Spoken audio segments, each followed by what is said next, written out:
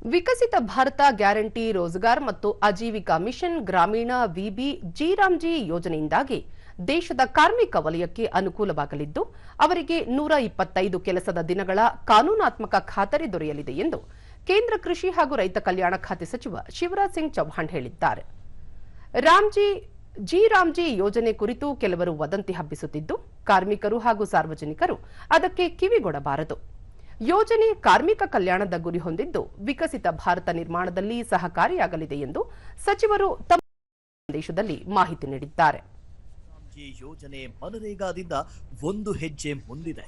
ಸಹೋದರ ಕಾರ್ಮಿಕರೇ, ಈಗ ವರ್ಷಕ್ಕೆ 100 ದಿನಗಳ ಬದಲಾಗಿ 125 ದಿನಗಳ ಕೆಲಸದ ಕಾನೂನಾತ್ಮಕ ಗ್ಯಾರಂಟಿ ನೀಡಲಾಗಿದೆ. ಕೆಲಸ ಸಿಗದಿದ್ದಲ್ಲಿ ನೀಡಲಾಗುವ ನಿರುದ್ಯೋಗ ಭತ್ಯೆಯ ನಿಯಮಗಳನ್ನ ಮತ್ತಷ್ಟು ಬಲಪಡಿಸಲಾಗಿದೆ. ಒಂದು ವೇಳೆ ಕೂಲಿ ಪಾವತಿ ವಿಳಂಬವಾದರೆ ಅದಕ್ಕೆ ಹೆಚ್ಚುವರಿ ಹಣವನ್ನು ನೀಡುವ ಅವಕಾಶ ಕಲ್ಪಿಸಲಾಗಿದೆ. ಈ ವರ್ಷ ಈ ಯೋಜನೆಗಾಗಿ 1,51,282 ಕೋಟಿ ರೂಪಾಯಿಗಿಂತಲೂ ಅಧಿಕ ಹಣವನ್ನ ಮೀಸಲಿಡಲಾಗಿದೆ. ಇದರಿಂದ ಗ್ರಾಮಗಳಲ್ಲಿ ಉದ್ಯೋಗದ ಜೊತೆಗೆ ಸಂಪೂರ್ಣ ಅಭಿವೃದ್ಧಿ ಸಾಧ್ಯವಾಗಲಿದೆ ಮತ್ತು ಹಣವನ್ನ ಹಳ್ಳಿಗಳ ಒಟ್ಟಾರೆ ಅಭಿವೃದ್ಧಿಗೆ ಬಳಸಬಹುದು. ಅಭಿವೃದ್ಧಿ ಹೊಂದಿದ ಭಾರತಕ್ಕಾಗಿ ಅಭಿವೃದ್ಧಿ ಹೊಂದಿದ ಗ್ರಾಮಗಳು, ಸ್ವಾವಲಂಬಿ ಗ್ರಾಮಗಳು ಮತ್ತು ಬಡತನ ಮುಕ್ತ ಉದ್ಯೋಗ ಸಮೃದ್ಧ ಗ್ರಾಮಗಳನ್ನ ರಚಿಸಲು ಜಲ ಸಂರಕ್ಷಣೆ, ಗ್ರಾಮೀಣ ಮೂಲಸೌಕರ್ಯ ಕೆಲಸ, ಜನೋಪಯೋಗಿ ಆಧಾರಿತ ಚಟುವಟಿಕೆಗಳು ಮತ್ತು ನೈಸರ್ಗಿಕ ವಿಕೋಪಗಳಿಂದ ರಕ್ಷಣೆಯನ್ನ ಕೈಗೊಳ್ಳಲಾಗುವುದು. 125 ದಿನಗಳ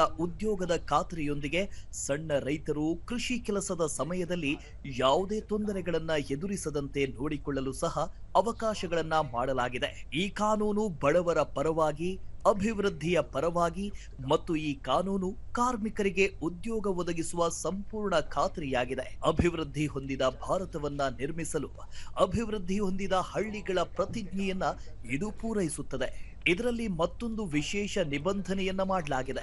ಆಡಳಿತಾತ್ಮಕ ವೆಚ್ಚವನ್ನ 6% 9% ಹೆಚ್ಚಿಸಲಾಗಿದೆ. 1,51,282 ಕೋಟಿ ರೂಪಾಯಿ ಪ್ರಸ್ತಾವಿತ ಮೊತ್ತದಿಂದ 9% ತೆಗೆದುಕೊಂಡರೆ ಅದು ಸರಿಸುಮಾರು 13,000 ಕೋಟಿ ರೂಪಾಯಿಗೆ ಬರುತ್ತೆ.